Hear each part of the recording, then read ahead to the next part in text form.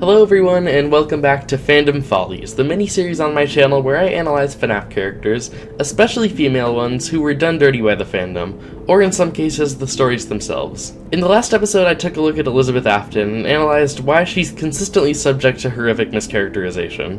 So I figured an appropriate follow-up off of that would be her spiritual successor, in a sense, Vanessa A/Shelley/Afton. Vanessa fascinates me because she was given an entire character in Fanon prior to the release of Security Breach, and then when the actual game came out, she was basically nothing like that idea of her. And then the community turned around and got mad at Steelwolf for not living up to a promise that they'd entirely made up. Similarly to Elizabeth, this compounded with her weird mishandling and lack of presence in the game led to the great mischaracterization. Moreover, another similarity Vanessa has with Elizabeth is her headlining role in expanded universe content, in which she's handled in a far better way. Elizabeth is to the fourth closet as Vanessa is to the movie.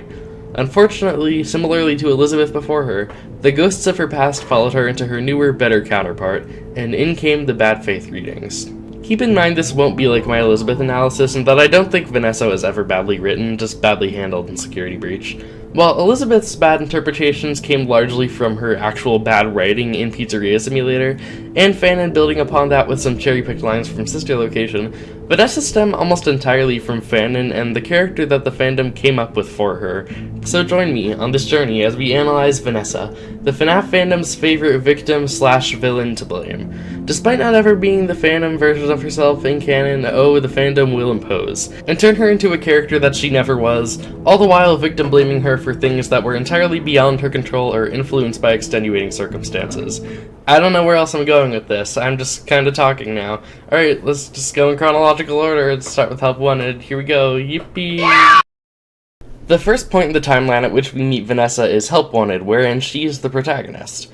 Unfortunately, she's not much of a character in this game because the gameplay is entirely within the in-universe VR game, but there is something interesting I think can be gleaned from this, though, which is the digital consciousness transfer. I mentioned this in my Security Breach timeline video briefly, but Glitchtrap's plan to get Vanessa to do the transfer is so stupidly obvious. Like, Gabriella just pops up and is like, actually, I lied before, there is a way to get rid of it, just do exactly what I told you not to do, and do exactly what the evil thing wants you to do. Perfect crime. And then I see people say that Glitchtrap can't be the Mimic because he's smart and the Mimic is stupid. And yet it works perfectly on Vanessa, and it's doubtless because of her trauma. We learn from Security Breach that in Vanessa's childhood, her father forced her to testify against her mother in court, resulting in her mother tragically taking her own life. This resulted in Vanessa becoming incredibly complacent. In her words, I was supposed to be a good girl. Even though it's very clearly a trap, Vanessa wants to be a good girl and do what she's told. While we're on this topic, I do want to say that I don't think that Vanessa is literally William's daughter in gameline, but the thematic parallels are certainly deliberate. I'll get more into this later, but for now I want to use this concept to examine one of FNaF's most interesting themes to me, one that's especially pertinent to Vanessa and the Mimic arc as a whole: cycles of violence and trauma. All of Glitchtrap's major victims so far have been vulnerable people subject to past trauma that echoes the past of FNaF.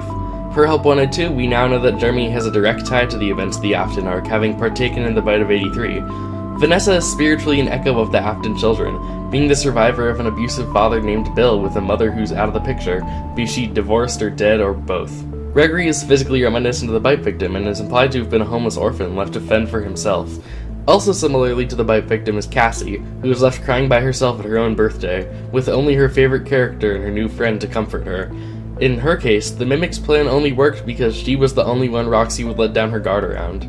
It's no wonder that Glitchtrap manifests as Spring Bonnie, the epitome of the pain and tragedy wrought by Fazbear. He's a being that feeds off of trauma and bad memories, and as I've reiterated several times now, no more clearly is this idea emphasized than with Vanessa, Glitchtrap's ideal puppet. The perfect person to mold into a fake daughter for your fake William Afton. But I digress. I could go on about the themes of Security Breach for hours, and I probably will someday, but for now I'll get back to Vanessa. The last thing to really talk about regarding Help Wanted is the mask from Curse of Dreadbear, our first glimpse at Vanny. Already prior to the game's release, we had a vague idea of who Vanny was from the casting call, requesting a reluctant follower.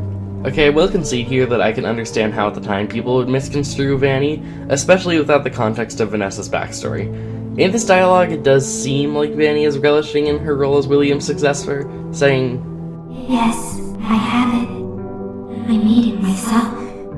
I think you would like it." and It will be fun.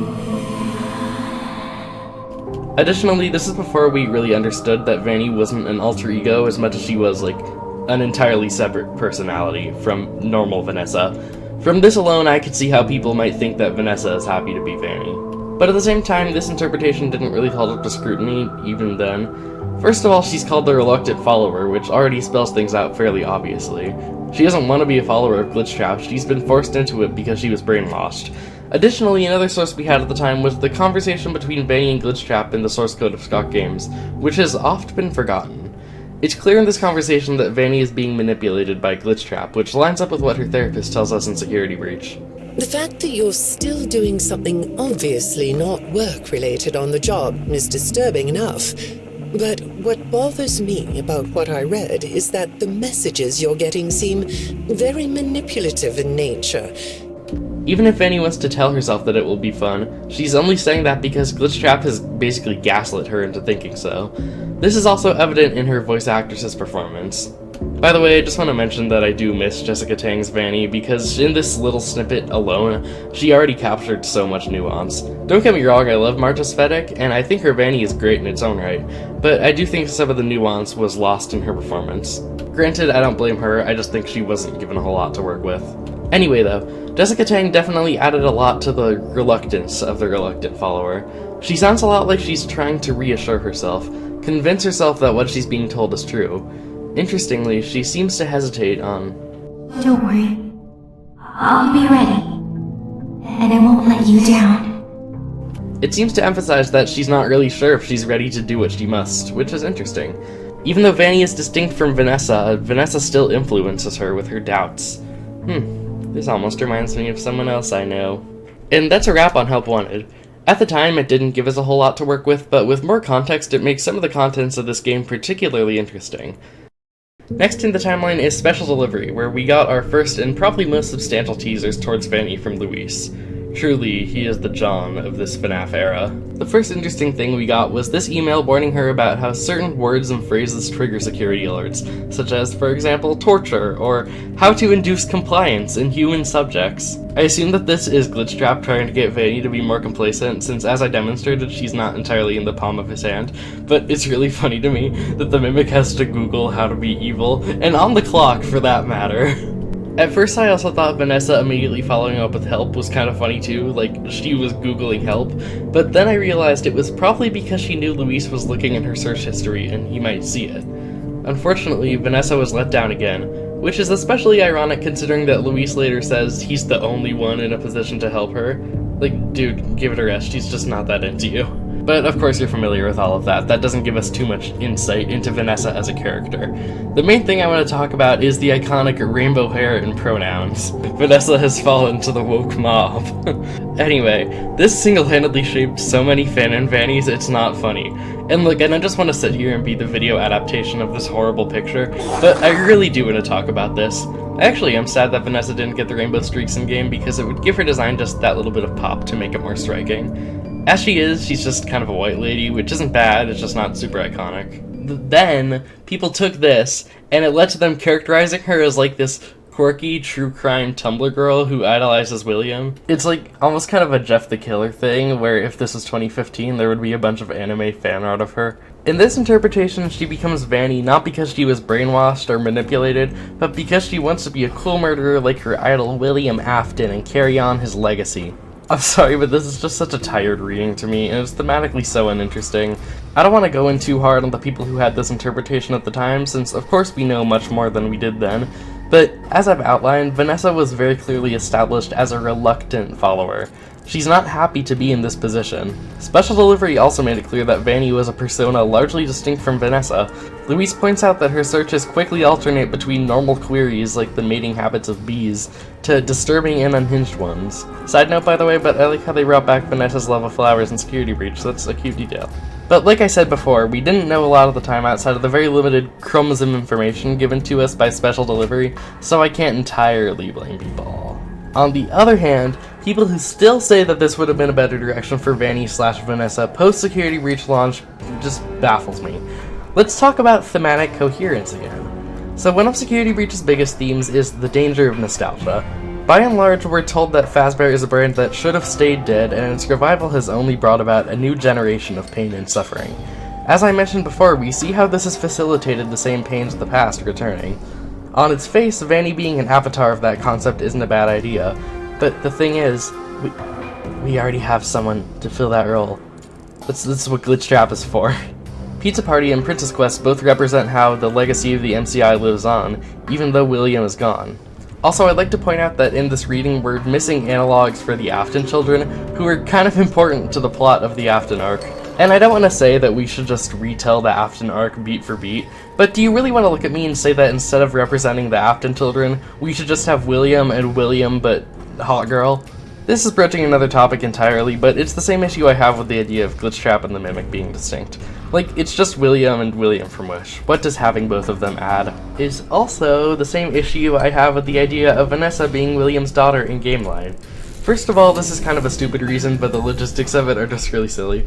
Like, assuming the bite victim is about 8, under this reading, William either A, had another child with his wife who watched at least 2 of her previous children horrifically die over 20 years after having his last child before divorcing her shortly thereafter, or B, he divorced his previous wife or she died or something. Then she found another woman to marry 10 years later, had a child with her, and then divorced her shortly thereafter.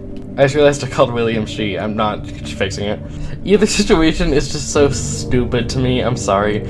Scenario B less so, but I would like to point out that Michael resembles William so closely that the two are often confused, meaning William probably has brown hair and blue eyes, meaning Elizabeth inherited her physical traits from her mother.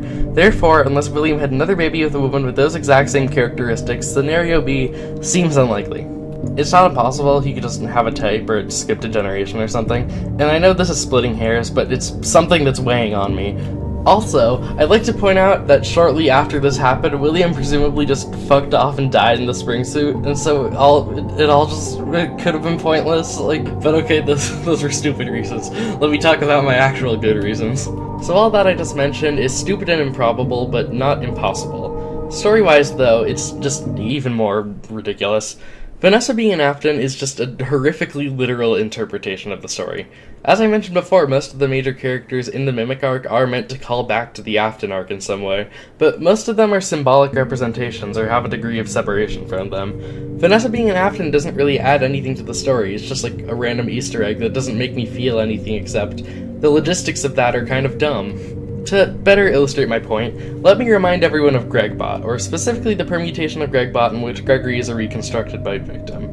Everyone thought this was stupid. For me in particular, it was stupid for not any robot-related reason, but because of the bite victim reason. As I expressed in my 4th Closet video, I don't have an inherent issue with robot people, I just have a problem with them when they exist and do nothing to serve the story at all.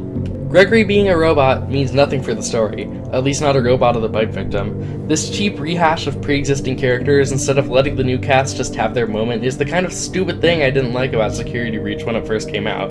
Of course things have changed since then, but at the time that was the prevailing attitude.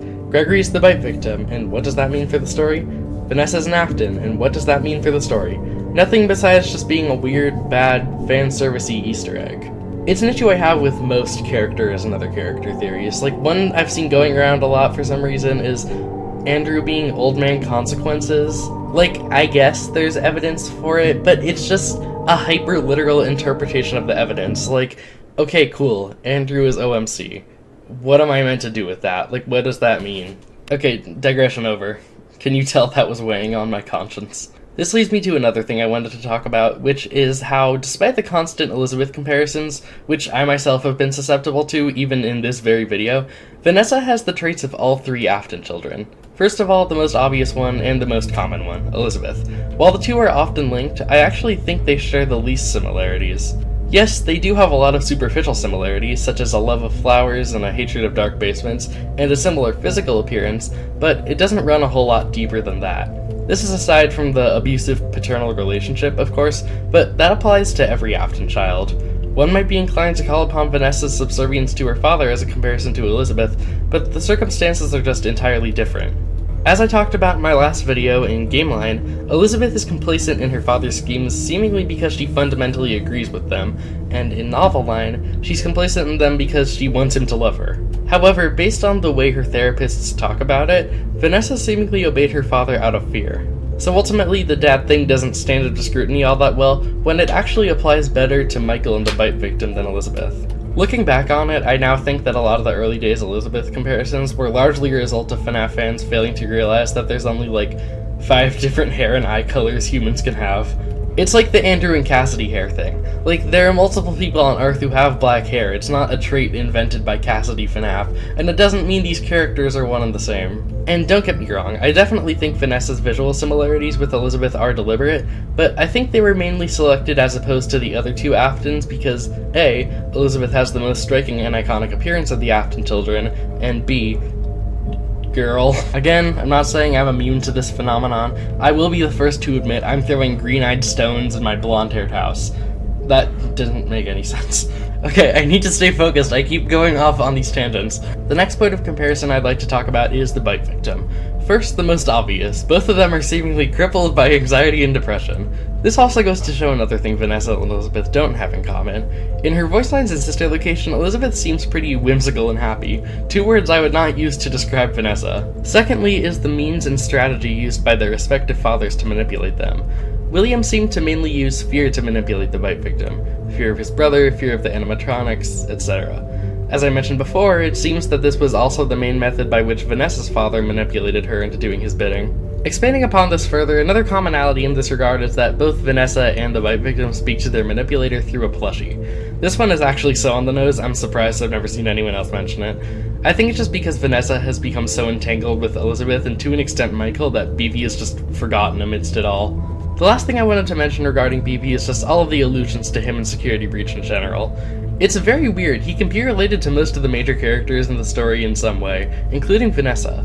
In the Staffbot silo, among the incomprehensible scrawlings on the sticky notes are several references to him, most damningly the one depicting a birthday party with the caption, "All for me." This is a clear callback to Cassidy's line from the logbook, in which she tells the bite victim that the party was for him. So what does this mean? Who wrote this? Gregory? Vanessa? Vanny? The Mimic?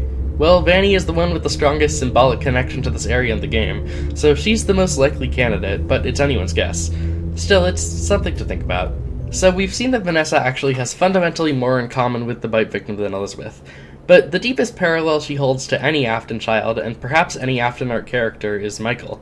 And I'd like to examine this a bit deeper, because there's a discrepancy I've noticed in fandom treatment regarding Vanessa and Michael. So let's go down the list. I'm going to be using this picture by Horrific Hymns on Twitter as a point of reference, because they really do a great job of outlining this, and I'll of course add some points of my own. First, their personalities. While Michael doesn't have quite as much to go off of, the logbook provides a lot of fun insight into his character. He's snarky, self-aware that he's doing work well above his pay grade, kind of grumpy and impatient, and overall a tired, overworked security guard. Vanessa, likewise, makes it abundantly clear in the game that she does not want to spend a second more than she has to at work. She's also actually not kind of, she just is a pretty major grouch throughout basically all of the gameplay. She just seems utterly done at any given moment, which I appreciate. Her elevator dialogue at 6 AM has a similar snark to Michael. Like, if it was him in her shoes, he definitely would have said something like that too. Backstory. Both Vanessa and Michael were abused by their respective fathers, and both of their mothers are seemingly out of the picture. Vanessa doesn't have the accidentally killed her sibling thing, at least that we know of, but she does presumably have the general concept of child death in common. She at least kidnapped Gregory and probably abducted and killed all these people too. I'm not saying this to hold it against her. These were of course things that happened while Vanny was influencing her, making them beyond her control, in a similar way to the bite victim's death, one might say. While I would say that Michael is more culpable in his dead child, it's not his child, culpable in the death of the child that he killed than Vanessa, it adds a similar tragic complexity to both of these characters. They both ostensibly did this horrible thing, but in extenuating circumstances that make them sympathetic. Michael took a prank too far, no doubt negatively influenced by his cruel and neglectful father, and Vanessa was possessed by an evil computer virus who bears a remarkable similarity to her cruel and abusive dad. Speaking of possession, another experience Michael and Vanessa share is being tricked by an entity that imitates voices into becoming that entity's human host, leading to them bearing a symbolic physical resemblance to William. Also, I realized as I said that both of them were goaded by their fathers into doing this, kind of. Vanessa's is more symbolic. Something Doofenshmirtz nickel meme. So, to me, an entity taking over your body and pretending to be you could represent either a lack of identity or a lack of control. Each of these themes fit nicely with Michael and Vanessa respectively. Identity is a theme strongly associated with Michael. Throughout the Afton arc, we see him taking on different identities: Fritz Smith, Mike Schmidt. He's also symbolically placed in the roles of other characters, such as BV and William. The Immortal and the Restless implies that William refused to claim Michael as his own son, and yet he's constantly compared to his father, so much so that his own sister confused the two of them. When Ennard takes over his body, his own skin becomes an imposter, his body an improper reflection of who he is. The final scene of Sister Location is actually pretty on the nose in this regard. Michael's reflection is not him. He feels he has no identity, and his strongest sense of identity is tied to someone who he resents and hates. As for Vanessa, control, or lack thereof, is one of her strongest themes. I'm not going to spend as much time on this since I've already mentioned it plenty of times, but Vanessa's main motivating factor is her desire to obey. Hell, it's even used as Vanny's tagline in this teaser art. As a result, her life is pretty much out of her hands entirely. She has no agency over her own self, so much so that she doesn't even have agency over her own body. She cedes control to Glitchtrap because she's afraid of what will happen if she disobeys. But recently we've seen that Vanessa is actually taking back her life for herself. In the Princess Quest ending, she abandons the Vanny mask and leaves the Pizzaplex, no longer letting it influence her life. Moreover, Ruin and Help Wanted 2 have shown us that she's reclaimed the Vanny persona. Even though it once brought her pain and torture, she's using it as a force for good now. Vanny's no longer an extension of Glitchtrap, she's an extension of Vanessa. No longer will she allow Vanny to control her. Instead, she'll be the one controlling Vanny. Hi, something else that I forgot and I wanted to point out, which is really stupid, because it's like the most obvious thing, but Vanessa's therapy discs are in Michael's room. Like, the comparison is being drawn deliberately. As the infographic points out, Michael's a fan favorite. In fact, I would say that he is the fan favorite. He eclipses his siblings in terms of general fan popularity, and he's the one often portrayed as being as pure as the driven snow. Well, maybe not pure as the driven snow, but the fandom will definitely go out of their way to, oh, poor you, poor baby. They're willing to sympathize for him, is what I'm saying. Another interesting thing about Michael is that the fandom has a generally agreed upon idea of his arc. After the death of his brother, he vows to redeem himself by returning to the scenes of his father's crimes to hopefully achieve justice for his victims. So, we have all these similarities between Michael and Vanessa, and one would think that it would follow that if Michael's a fan favorite, then Vanessa would be too. And yet, she's not. She's not at all. While I think the attitude towards her has certainly softened recently, these points still ring true, and they definitely did in the early days after Security Breach. Vanessa was often forgotten about and swept aside in favor of her male counterparts in the realm of larger discourse. Gregory, Freddie, and William received much more time as both the subjects of theorizing and fanworks, even though Vanessa's also a main character. When she was acknowledged, she often was and still is regarded as mean and rude or annoying and unnecessary, even though, as I pointed out, her grumpiness is a trait shared with Michael, the golden child of the fandom. Now, why might this be? Well, there's a couple of reasons I could think of. Perhaps it could be because Michael just had more games as a major character and more time for his character to develop. Maybe it's because of Vanessa's weird lack of presence in Security Breach. Maybe it's because Vanessa's tragic backstory wasn't shown on screen, or because we don't know her father. Or perhaps she was just eclipsed by the ostensible return of Springtrap. And of course, there's always good old misogyny. But it runs deeper than that. In truth, I think that all of the reasons I just listed can be tied back to sexist treatment of Vanessa. Sure, Michael had more games, but truth be told, he wasn't much of a character in those games. I hate to be the person who says Michael has no character because it's just not true, but the fact of the matter is that FNaF 4 and Sister Location are the only games where he has speaking roles. He wasn't exactly developed deeply in the game. His arc was largely inferred by the fandom. I don't think it's a wrong inference, but I have to ask, why don't you do the same for Vanessa? Michael's writing isn't criticized nearly as much as Vanessa's, even though Michael's arc largely consists of fanon that fills in the blanks. So why won't you put that effort forward to flesh Vanessa out into a character you find more round, I guess. For that matter, I would argue that Vanessa just has a much more concrete character in general, regardless of her backstory being told and not shown. Heather Masters' performance and all of her behavior described in the therapy discs should be enough to endear you to her in that regard. Even though we didn't see it, it's abundantly clear how her traumas affected her. Even though she's only been around for 3 games, she actually has a lot more material to work with than Michael had in 6. Also, I didn't really know where else to put this, so sorry if it's kind of irrelevant, but another thing I see a lot of is people tossing her aside in favor of Glitchtrap. There's this stupid discourse I've seen on Twitter for the past year or so where people will be like, Vanny was never going to be the main villain, you were setting yourself up for disappointment. And yeah, I think we all knew that Vanny wasn't going to be the main villain, but she was absolutely set up as the main antagonist. It's an important distinction that a lot of people have failed to understand. The villain is the overall big bad of the story, but the antagonist is just the character who's opposed to the protagonist. Like, the puppet is the main antagonist of FNaF 2 because she's against you, the player, but William is the overall villain of the story. In that sense, Vanny was absolutely presented as the main threat we would face in the gameplay. Though Security Breach's marketing was rough, Vanny was definitely one of the most advertised characters. To say Vanny was never gonna be the main threat is just wrong and also kind of rude. So again, I ask, why won't the fandom do the extra bit of legwork to fully appreciate Vanessa's character? Even though Vanessa has a lot more to build on than Michael, it's her that the fandom most often relegates and ignores. Maybe it is just me and my ceaseless fascination with FNaF's writing, but she's being done a disservice. And the only explanation I can conceive of is the simplest. That's about all I have to say for Game Vanessa. Overall, she's a pretty strong character, I would say, and her main shortcoming is just not really being that present in the game. And I don't really blame Steel Wolf for it. It's clear that Security Breach was subject to a lot of 11th hour rewrites and changes, so maybe they just couldn't find a way to fit her back in nicely. I'm sure that in an earlier draft of Security Breach, Vanessa and Vanny probably fit in much more cleanly. And that's ultimately my main gripe. Like, I think what Vanessa and Vanny add to the story of Security Breach is good, but the problem is that you could kind of take her out and not a whole lot would change. Fortunately though, I think in the stories to come, we're seeing Vanessa live up to her untapped potential. Not only is Vanny returning as a character on our side now, her potential is being explored in alternate scenarios. Case in point, the movie. Vanessa's circumstances in the movie are pretty unique compared to the games. I think most of you are probably aware, but for those of you who aren't or need a refresher, Vanessa is presumably about the same age she is in Security Breach, but during the time of FNaF 1 in Gameline, now a cop rather than a security guard. In this version of events, she is literally William's daughter, and at the end of the movie we learn that she was actually working under William's orders, keeping Mike out of the way so William could claim Abby. Vanessa in the movie is a bit more nuanced regarding her moral grayness. In the games I would say she's like 90% victim, but it's a bit more questionable in this timeline. Unlike Gameline, she wasn't under the influence of an entirely alternate personality, and was fully lucid in her actions. But that is not to understate the complexity of her character.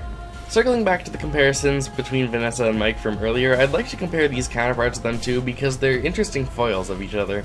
Mike's main struggle throughout the movie is his inability to move on from the past. At the very beginning, we see him get fired from his job because of the way the past alters how he sees things. Because of this lens, a parent wrangling their child, a pretty common sight to see at a mall, becomes a kidnapper abducting their victim. His fixation on the past is impairing his ability to live a healthy life. Of course, I'd be remiss not to mention the most obvious demonstration of this concept, Mike's conscious choice to literally relive the past every night. Eventually, this causes him to lose track of the things that actually matter in the present, i.e., Abby's safety. This ultimately culminates in him offering Abby in exchange for information about Garrett to the Ghost Children, a choice he comes to regret when Golden Freddy comes to the Schmidt house and claims her. At this point he realizes that he has to stop trying to fix the past and focus on the present. He basically just delivers like the thesis of his arc here. I've been an idiot about so many things. I've been stuck trying to fix the past, but you are the most important thing in the world to me, and I promise you I'm gonna do better. Conversely, Vanessa's flaw is that she refuses to acknowledge the past. In some senses, it's good not to dwell on the past, and she gives Mike some helpful insight in that regard. However, as they say, those who cannot remember the past are doomed to repeat it. Vanessa choosing to shut out the past, especially when she understands what's going on best out of everyone, blinds her to the fact that history is repeating itself. A lot of people have criticized Vanessa in this scene for her seemingly sudden pivot in attitude, but I would argue it's to emphasize this facet of her character. The fort scene is one of the few points where Vanessa does indulge in the past. She's treating the animatronics as the children that they truly are. But after Abby gets hurt, she realizes that she can't think about the past because she knows that if she does, she'll realize that it's happening again. A harsh truth that she's afraid to face. This is why she reacts the way she does. She's projecting her anger with herself and internal conflict onto Mike. We see her develop this struggle in the scene at the police outpost where she reveals everything she knows about the missing children's incident to Mike, and later, when she appears at the pizzeria to help Abby and Mike escape and turns against William. That being said, if I may criticize a bit in my analysis, one little thing I do kind of wish was changed is that instead of Mike saying that the drawings are the key to defeating William, it was Vanessa. For one, it just makes more sense, and she'd obviously known that they were tied to the ghosts, but for another, it just makes her arc feel a little more complete. While yes, her shooting William is demonstrating that she's changed allegiances, thematically that doesn't mean a whole lot. If she told Abby to change the drawings though, then it would tie into her flaw of being unable to reflect on the past well. In this moment, she's saying that the past has to be addressed to defeat William. Abby's drawing represents the past as it is, not the past Vanessa wants to remember. In that sense, the drawings kind of represent Vanessa's character throughout the movie. Anyway, digression over. I see Vanessa in a similar way to 4th Closet Elizabeth. She wants to find a way to make it make sense, justify the horrible crimes of her father so she can feel like her father truly does love her. While Elizabeth does this by basically victim blaming herself, Vanessa does it by blocking out the past altogether, trying to forget it ever happened. Also, both of them get stabbed in the gut. You had one job. One! Spread love and spread joy. That's 2 jobs. I would like to remind you again that Vanessa is first and foremost a victim. Again, she's not an angel, but she's an abuse survivor with a very complicated relationship with her abuser. It can often be hard to do the right thing when you're being influenced by loved ones, and if my interpretation is correct, that conflict is probably made deeper by her desire for her father's love. She cares about Mike and Abby's safety and doesn't want them to get hurt, but ultimately her loyalties do lie with William. We can see this conflict pop up throughout the movie, such as the scene after the fort scene that I mentioned before. Another example of this is when she imparts her wisdom to Mike about his obsession with the past and throws away his sleeping pills. While I think she was genuinely trying to give him helpful advice here, I think it was also a concealed warning. She's basically telling him that if he keeps trying to uncover the past, it will come back to bite him. As she says, I tried to warn you.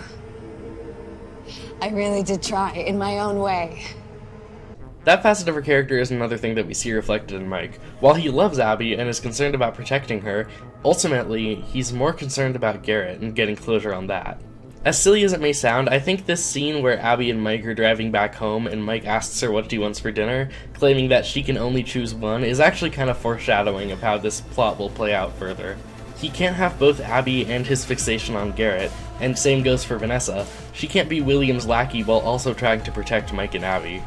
And yet, like Elizabeth before her, fans see Vanessa and treat her with no nuance at all.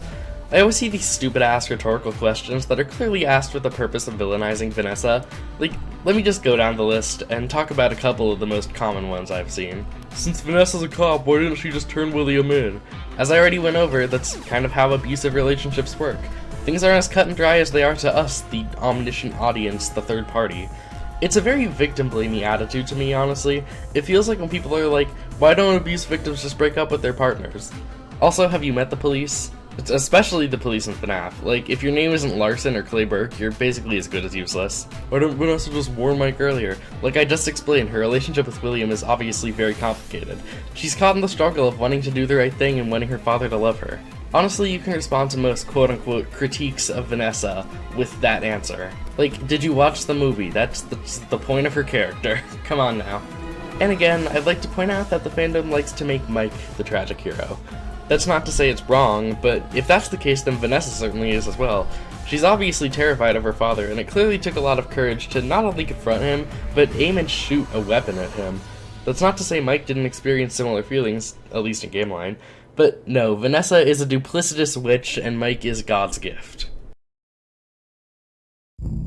I think that concludes my thoughts on movie Vanessa. Honestly, there's probably more I could get into, but it's something I didn't cover in the security breach section already, and there's only so much stupid discourse I can engage with before I time out. I could also talk about the whole robot thing, which is really stupid, but I already covered a lot of that in my last video. It's also just so stupid I don't even really want to give it the time of day. It reminds me of those terrible body language experts on YouTube. Regardless though, I'm really excited to see the direction Vanessa's character is taken as the movie series unfolds. As with most things in the movie, she has a lot of potential that can be explored, and I'm looking forward to seeing how she plays out.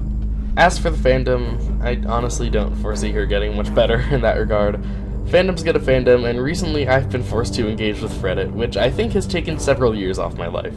Like seriously, there's plenty of valid criticisms to have of FNaF, and they choose the worst ones to highlight, including woman existing. So for now, I'm just gonna stay in my corner and invite you all to come join me as I enjoy my women in peace. I don't really know how to end this video, honestly, so that's the end. Bye. Okay, it's not actually the end, I still have an outro to do. I'm sorry this video was so disorganized, I don't know what happened. I'm glad I did get to talk more about the misogyny elements of this than I really did in Elizabeth's video, but I also kept getting sidetracked by various tangents and things, so I'm sorry for that. I think my brain has kind of turned to mush from doing all of this engagement, one with stupid fandom, and two, just doing a lot of this heavy research and writing and interpretation. Which I know sounds stupid. I'm making YouTube videos for fun, and I'm not saying that it's like a toll on my health or anything, but I think that it is a lot to do at once. So for my next video, I have something kind of stupid planned to do, and it's not something that I usually do, it's not much of an analysis, and it's not another episode of Fandom Follies, but it's something I've been holding on the back burner for years and I'm really looking forward to. It also shouldn't take too long to get out because I don't have to do a whole lot of actual writing for it. But with all that being said, thank you so much for watching all the way to the end. If you cared enough to listen this far, leave a like, maybe leave a comment, maybe even subscribe. I have more videos like this, and I have more videos like this coming. Again, thank you all so much. I love you all, and I'll see you in the next one. Bye-bye.